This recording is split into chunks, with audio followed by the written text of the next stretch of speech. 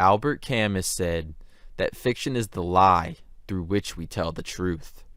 Richard Thiem echoed this statement when he said that the only way to tell the truth is through fiction.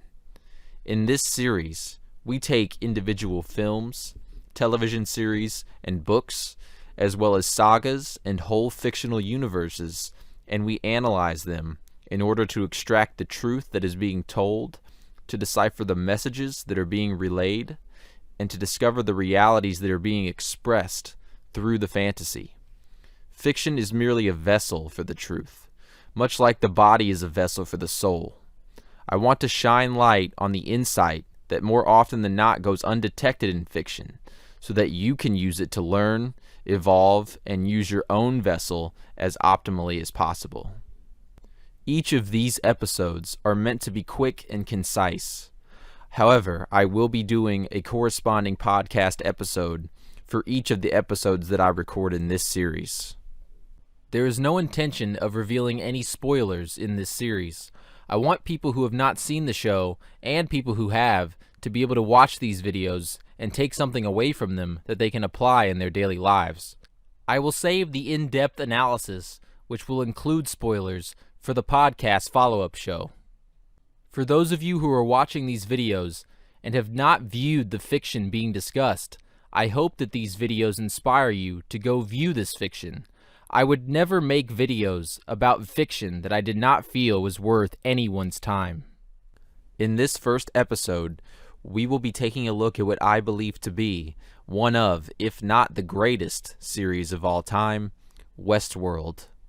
Westworld is an HBO original television series created by Jonathan Nolan, the brother of Christopher Nolan, and Lisa Joy.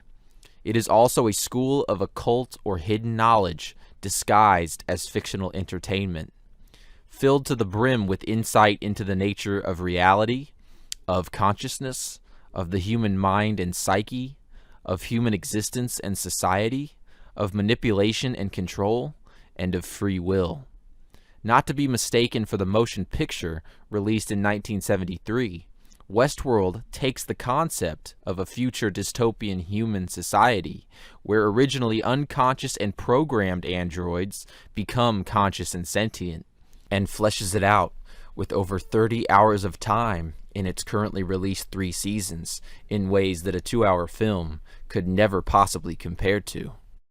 Set in a Western setting, as the title suggests, Westworld is portrayed to the human public of the year 2050 as a hyper-realistic theme park, a physical simulation of reality that simply allows people to take a true vacation from the meaningless existence that is their everyday lives in the so-called civilized and real world for a while, where they can perhaps release and unleash what is otherwise withheld and pent up within them, where they can be their true selves. Of course, this is only how the park is presented and how people perceive it, when it is so much more, very much like fiction and the show itself. To echo the quotes that open this video, Dr. Ford, the creator of the Westworld Park and its androids, played by Anthony Hopkins, says this: I've always loved a good story. I believe that stories helped us to ennoble ourselves, to fix what was broken in us, and to help us become the people we dreamed of being. Lies that told a deeper truth. One of the many incredible things about Westworld is that within the show, the reality of fiction that is described by Thiem, Camus, and Ford is reflected in the park itself. It is one thing to the general public and something else entirely to the few who are in the know. There are 2 levels to this. The first one being that the park, like fiction, is an opportunity for the individual to venture on a voyage of self-discovery, as Dr. Ford puts it. Fiction acts as a catalyst for this self-discovery. It is designed so that the individual must put oneself in the shoes of the characters in order to learn about themselves as they are immersed in and go through the journey, through the story, and all of its characters. The park is a fiction. It is comprised of an interconnected script that each android, or as they are called in the show, host, is programmed to play out. The major difference between fiction as we know it and the fiction of the Westworld Park is that you actually become a physical character in the story. As I mentioned previously, most people are simply there to escape from the mundane, real world, much like why people indulge in fiction and other forms of entertainment. And to take it a step further, as it is a physical escape rather than just a mental one, they are there so that they can behave as they cannot in society. Just like in reality, there are the few who know that the park is much more than just escapism, carnality, violence, and indulgence. William, played by Ed Harris, is the main example of this rare individual who, through the fictional park, discovers truth about himself, about humanity, and about reality, as all fiction is created to inspire. The second level to this reflection is that the general public perceives the park as an escape from observation, a place where they are free to do essentially whatever they want and not be watched or judged.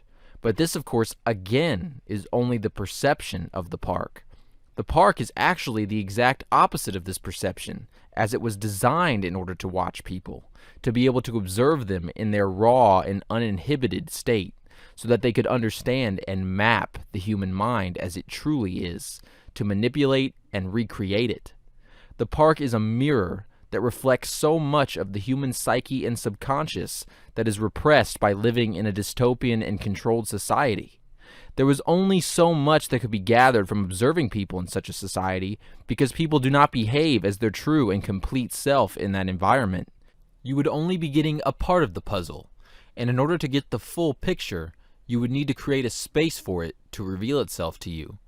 The first level is a direct reflection of the reality of fiction, while the second layer puts more of an emphasis on deception, manipulation, and control. But the primary principle is at the foundation of both: subjective perception versus objective reality, and the relationship between the two, on both an individual basis and the collective one. As long as the many are of a perception that is incorrect and only the few know the truth will remain hidden. Self-discovery will only be for select individuals, and ignorance will reign in the world. Ignorance is the foundation of being easily deceived and manipulated, and around the perpetual cycle goes. Fiction is a plea from the individual who sees and understands this cycle, and who has made a level of significant progress in the discovery of truth, of self, and knows that the masses must also make similar progress if the world at large is to ever truly become free. The hosts in the Westworld Park are supposedly designed so that they can never go off of the script that they are programmed with the exception of a certain amount and threshold of improvisation, so that the experience feels as real as possible for the humans. Again, we encounter the idea of perception versus reality, as the two main creators of the hosts, Dr. Ford and his partner Arnold Lowe, played by Jeffrey Wright, know that the hosts are awakening and becoming conscious, whereas everybody else, even the programming techs and other employees, have no idea that this is even possible. Nolan and Joy wrote the show with the idea in mind that the hosts would be the primary portal for which the viewer can experience the awakening process rather than human beings. I think that this was done in order to bring to the viewer's attention just how programmed and robotic, as both individuals and as a collective, humanity really is, and how truly little difference there is between a technologically programmed android and the average and mentally programmed human being.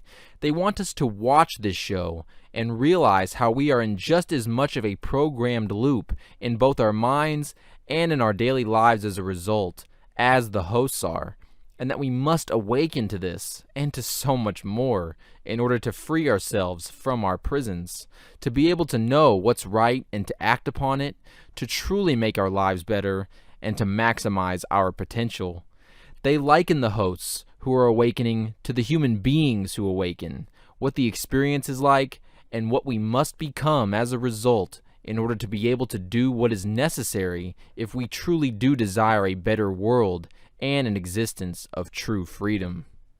In the show, we do not get to see the real world until the latest season, Season 3, where it is blatantly revealed that the park is simply a reflection of human society even in 2050.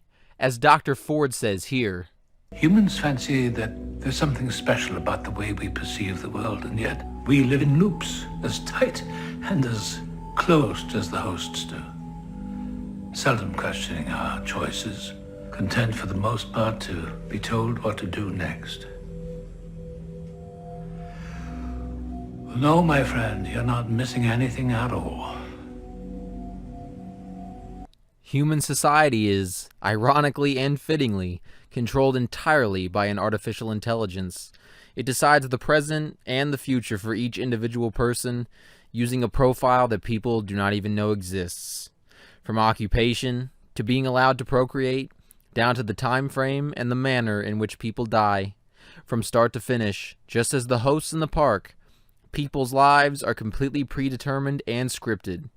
And because humanity is just as ignorant and oblivious as most of the hosts are, the script plays out exactly as it is written.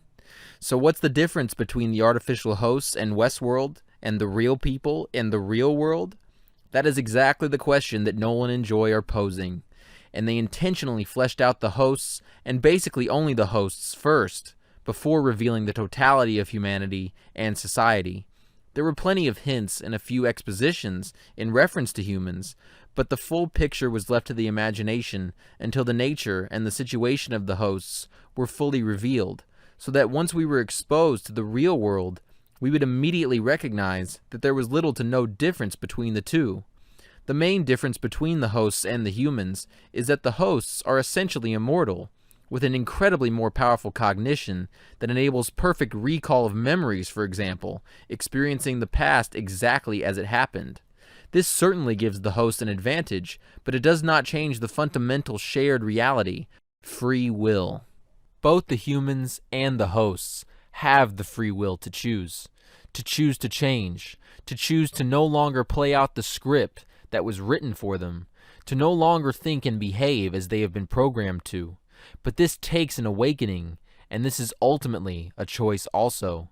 But it does not appear as such until a certain realization is made, until a certain awareness arises in one's consciousness, until an interruption in the loop occurs that causes one to think or feel something or in a way that they have not before.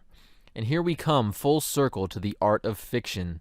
Fiction is designed far more so for the people who have not had that adequate realization, who have not experienced that adequate awareness, that adequate interruption.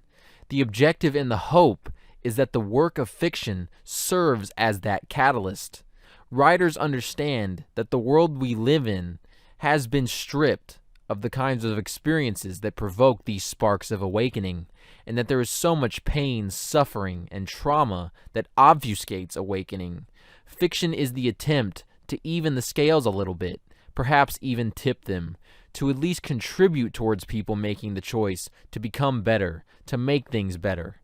Westworld is screaming in our faces that we are asleep, that we are programmed to robotically go through the motions of our individual scripts to keep the societal script play out as written, and that we must awaken so that we can write our own story, so that we can use the free will that we are squandering by choosing, unconsciously or otherwise, to stay in our loops and allow our existence to decay, to be desensitized and apathetic towards all of the insanity, lack, suffering, and horror in our world.